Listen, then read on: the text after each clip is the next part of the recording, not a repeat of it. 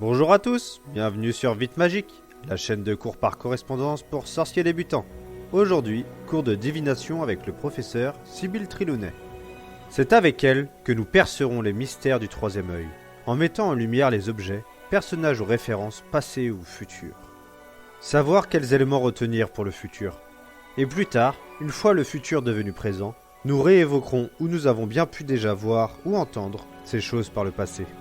Si pour vous mes explications semblent nébuleuses, commençons. Je rappelle toutefois que je pars du principe que tout le monde a vu les films. Donc tout élément s'en rapportant ne sera pas considéré comme du spoil. C'est pourquoi j'en parlerai librement. Mais Vite Magique étant en partie une sorte de guide de première lecture, je ne révélerai donc rien sur les éléments inédits que l'on peut découvrir dans les livres. Maintenant que ce point étant dit, commençons. Tome 1, chapitre 1. Le survivant. La première information auquel il faut prêter attention se situe dans la deuxième partie du chapitre, lors de la description de Dumbledore. Il est présenté comme ayant les yeux bleus, brillants et étincelants, derrière ses lunettes en demi-lune, et son long nez crochu donnait l'impression d'avoir été cassé au moins 2 fois. Bien qu'anodine, il vous faudra attendre le 7e tome pour découvrir comment au moins une des 2 fois il s'est cassé son long nez crochu. L'été noir à présent. Ce genre de briquet argenté magique capable d'absorber et de restituer la lumière environnante. Il reviendra dans le 7e livre, tout comme dans les films, mais aussi pendant la 6e année d'études de notre sorcier à lunettes, et également lors de la 5e, mais cette fois-ci utilisé par un autre sorcier. C'est dans celui-ci que le briquet se fera nommer pour la dernière fois l'été noir, car par la suite il sera rebaptisé Déluminateur.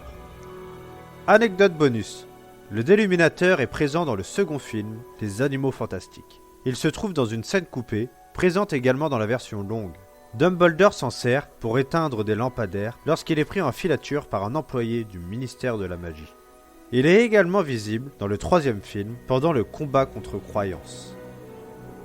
Lors de sa conversation avec Dumbledore, Minerva fait référence à un certain Dédalus Diggle, qui aurait fait tomber une pluie d'étoiles filantes dans le Kent. Au contraire du nez cassé de Dumbledore, vous n'aurez pas besoin d'attendre le 7e tome pour savoir de qui il s'agit. Il sera, bien que de faible importance, présent à quelques occasions lors des aventures de Harry. Mais nous en reparlerons très bientôt. Un peu plus tard, dans leur conversation, les 2 professeurs parlent des immenses pouvoirs dont Voldemort disposait. McGonagall dit à Dumbledore que lui aussi dispose d'une telle puissance, mais qu'il a trop de noblesse pour en faire usage. C'est à ce moment-là que le directeur de Poudlard lui dit qu'heureusement il fait nuit, car il n'a jamais autant rougi que depuis le jour où Madame Pomme-Fraîche lui a dit qu'elle trouvait ses nouveaux cache-oreilles ravissants. Si la mention de cette Madame Pomme-Fraîche ne vous laisse pas indifférent, c'est parce qu'il s'agit de l'infirmière de l'école, qui s'occupera avec dévotion de tous les blessés et malades au cours des années qui vont suivre. Dans l'attente de l'arrivée d'Hagrid, Dumbledore aspira longuement en prenant dans sa poche une montre en or qu'il consulta. C'était une montre très étrange. Elle avait 12 aiguilles, mais pas de chiffres. À la place, il y avait de petites planètes qui tournaient au bord du cadran. Tout cela devait avoir un sens pour Dumbledore, car il remit la montre dans sa poche en disant qu'Hagrid est en retard. Nouvel objet qui appuie le côté loufoque et décalé de Albus. Bien que la montre est un objet commun auquel on se sert régulièrement, il ne sera jamais refait mention de cette dite montre. Bien qu'absente des films, il faudra se tourner du côté des Animaux Fantastiques 3e du nom pour pouvoir la contempler. Il y a eu également une collaboration en 2001 entre Harry Potter et Fossil, le fabricant de montres, qui ont créé cette montre en édition limitée à 2500 exemplaires, qui reprend le concept des 12 aiguilles et des planètes, le tout dans une magnifique boîte en bois.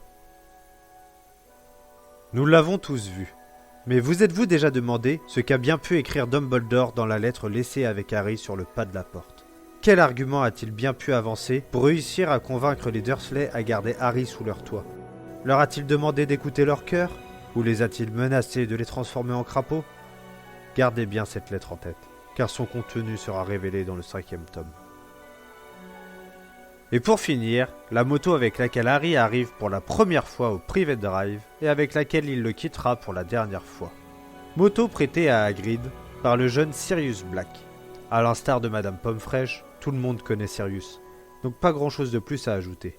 Si ce n'est qu'à l'origine, la moto aurait dû apparaître à Poudlard, garée près de la cabane de Hagrid, si l'on se fie à certains dessins conceptuels de Stuart Craig. Et voilà, c'est tout pour ce premier cours de divination. En tout cas, j'espère que cela vous a plu. Dites-le moi en commentaire et n'hésitez pas à me faire une critique positive comme négative, tant que cela reste constructif. Si vous ne l'avez pas déjà vu, j'ai fait une vidéo de présentation de la chaîne qui vous expliquera un peu plus en détail ce que vous retrouverez par la suite sur Vite Magique. Abonnez-vous pour vous inscrire au cours de Vite Magique et ne pas louper les prochaines leçons. C'est tout pour moi, vous pouvez y aller.